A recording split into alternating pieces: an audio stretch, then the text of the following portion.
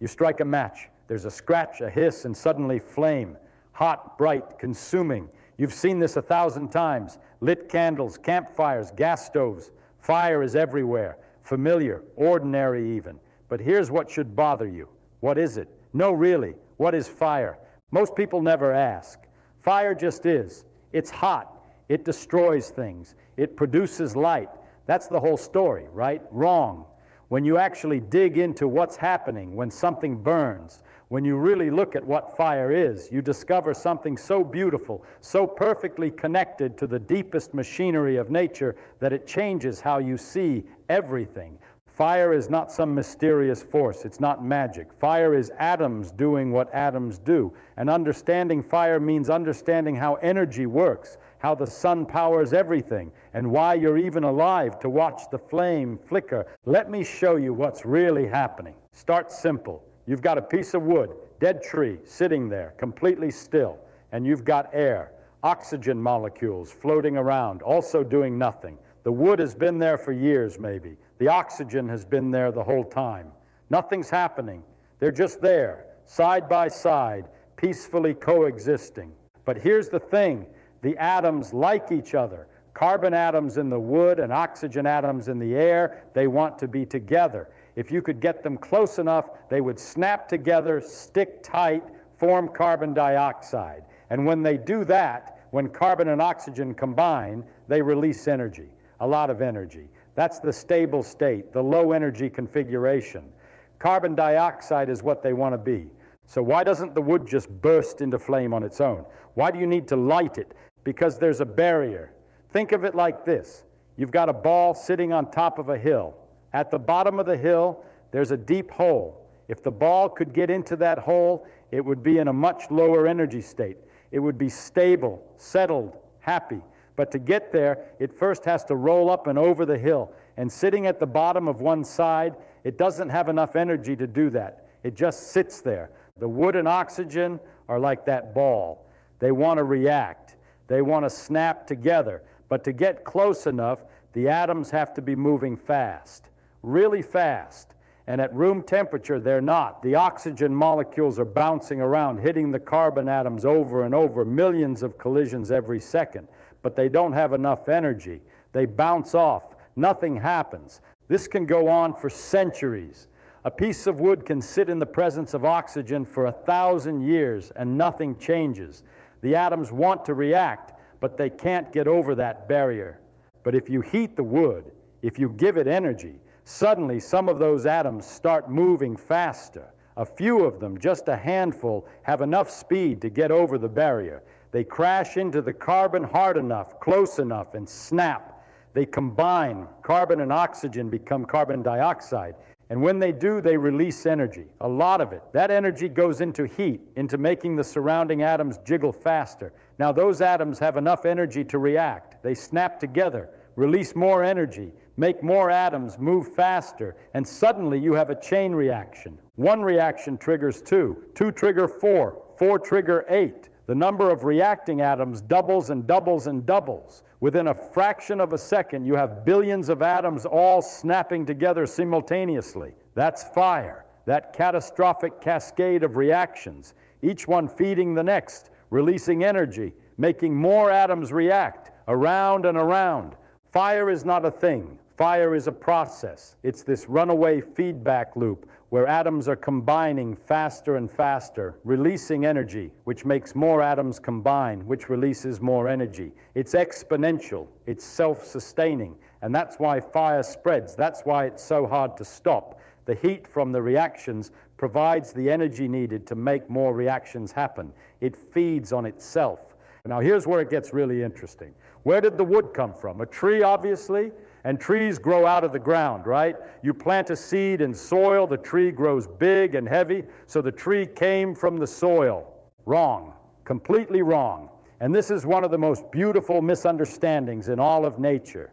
The carbon in the wood, the substance of the tree, almost all of it came from the air, from carbon dioxide. The tree pulled carbon dioxide out of the atmosphere, tore it apart, kept the carbon, and spit the oxygen back out. That's what photosynthesis is. The tree is using energy from sunlight to undo what fire does. Fire takes carbon and oxygen and snaps them together. The tree takes carbon dioxide and rips them apart. And I can prove it to you. Take a pot of soil, weigh it carefully, plant a seed, water it for years. Let the tree grow enormous, hundreds of pounds of wood. Now dig up the tree and weigh the soil again. The soil weighs almost exactly the same as before. Maybe a tiny bit less, some minerals got absorbed. But the tree weighs hundreds of pounds more than it did as a seed. Where did all that mass come from? Not from the soil. The soil didn't lose hundreds of pounds. It came from the air. Carbon dioxide absorbed through the leaves, water absorbed through the roots. Almost nothing came from the ground.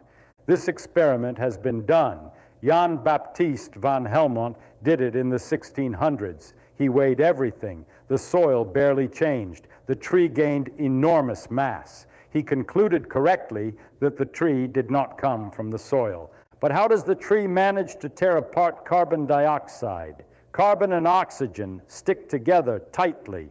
That's why they release energy when they combine. So how does the tree undo that? The sunlight comes pouring down, photons streaming in, and those photons carry energy. The tree absorbs that energy and uses it to do work, real physical work. It pushes systems away from equilibrium. It tears carbon dioxide apart, builds structure, stores energy. The tree is a solar-powered machine for creating order out of disorder.